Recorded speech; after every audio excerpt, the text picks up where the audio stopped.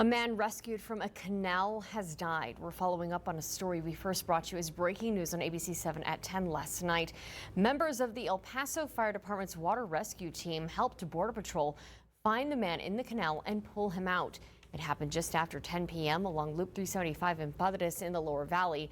The man was taken to the hospital with life-threatening injuries and ended up dying, according to Border Patrol.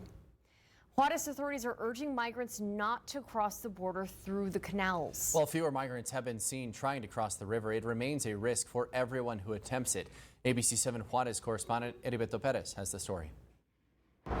Some portions of the Rio Grande have low levels of water and others don't have water at all.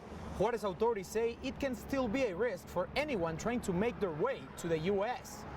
Gente que está a un lado del río, gente que cruza.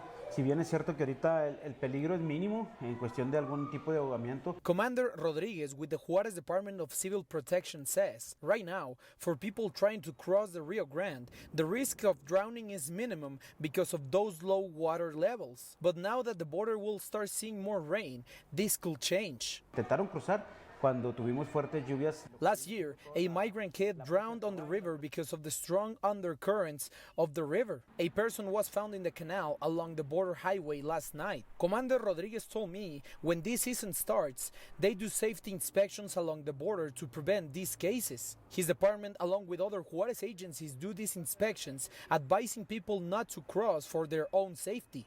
Pues sabemos que no miden el peligro, la necesidad de ellos es bastante y no lo prevén. He said migrants and other people trying to cross the river don't measure the dangers of doing it. They are people with desperate needs and do not see the possible hazards. And coming up tonight on ABC 7 at 6, we'll hear more from Juarez authorities on how they respond when a situation like this develops on this side of the border. Reporting from Ciudad Juarez, Heriberto Perez, ABC 7.